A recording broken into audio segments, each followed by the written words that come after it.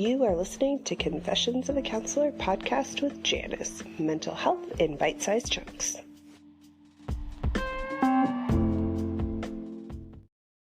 Hello and welcome to Confessions of a Counselor. I'm your host, Janice, and in today's episode, I thought we would talk a little bit more about mindfulness. So mindfulness is kind of all the rage these days, and oftentimes I kind of want to roll my eyes at it, or clients want to roll their eyes at it, like, why are we talking about mindfulness when we're talking about our mental health? What is it? Why does it work? Is it even really effective?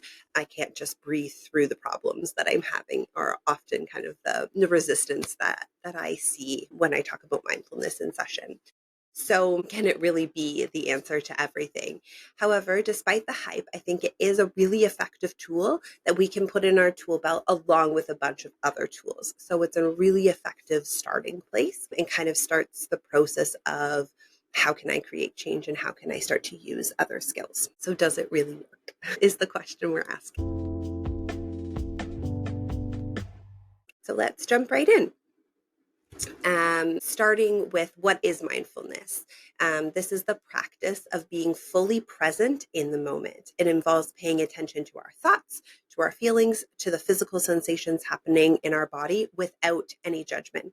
So it's really that introspection to kind of start to notice what's happening internally for me rather than kind of going through the world in this kind of external way.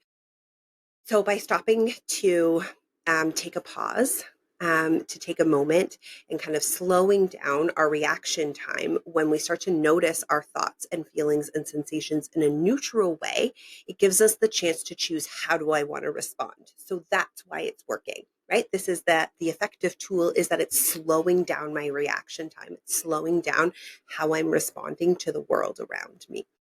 So this is exactly what the pause button is all about. So we talked about the pause button a couple episodes ago, and this is kind of my initial tool that I use in order to start the process of change, to start introducing the idea of therapy to people, is to use the pause button as our initial starting point. So can I slow down? Can I gather the data and the evidence around me to understand the situation that I'm in?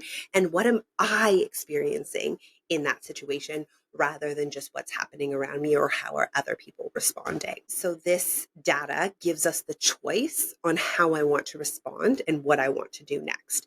This means that I can choose to do something different than my kind of natural reaction, right? What would I just kind of do automatically? Now that I've slowed down the process, I'm starting to use mindfulness. I know how I'm experiencing the situation that I'm in. Now I can choose to do something different. I can choose to pull out a skill.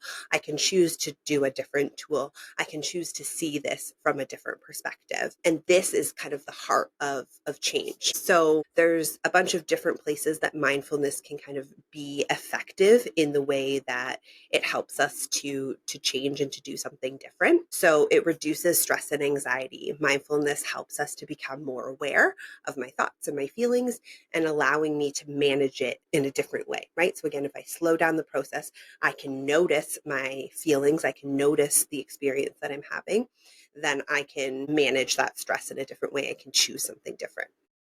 The other place that it helps is with improved focus and with concentration.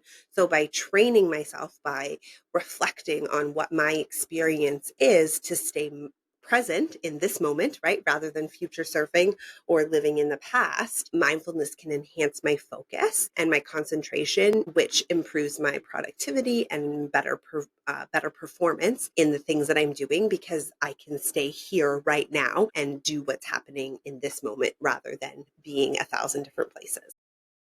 So it also enhances our emotional regulation. So mindfulness helps me to better understand my emotions. I can label them. I can know how they feel in my body, which I can then choose to respond to them in a different way. I can show up differently when I'm experiencing that feeling because I've slowed down and acknowledged the feelings that I'm having. It can also improve our sleep quality. If by calming my body, by calming my mind, by getting comfortable in my own skin again and my experience of the world, then I can feel more comfortable to fall asleep, right? My body is going to more likely be able to go into the parasympathetic nervous system, that rest and digest place, because of mindfulness, that it will allow myself to rest and to calm enough to sleep. Right. So I need to be comfortable in my own body in order to be able to sleep and feel comfortable. The last thing that it does is increase our self-awareness, right? So the whole point of mindfulness is to recognize what my experience of the world and the situation is. So this is going to increase my awareness of myself and be able to allow us to better understand myself and my motivations. So to incorporate mindfulness into your daily life, you can start super simply, right? Mindfulness can look different for everyone. It's not just kind of a monk sitting by himself silently on a rock, right? Mindfulness is many different things. It's the process of slowing down. It's the process of awareness. So even just a few minutes of mindfulness every day to kind of come back to myself, notice what's happening in my body, can really make a significant difference. If you want a suggestion for where you can start, I would recommend re-listening to the pause button episode, which can kind of give you a starting point on how to start to integrate that mindfulness into your day-to-day life. So remember, mindfulness is a journey, not a destination. Be patient with yourself. And I hope that you found today's episode helpful in understanding mindfulness. Until next time, take care.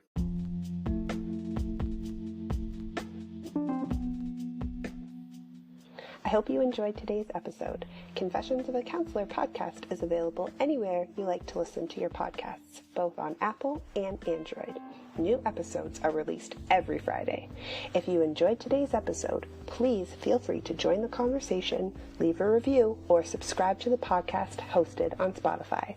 You can find all these details on janicelyons.com. Until next time, take care.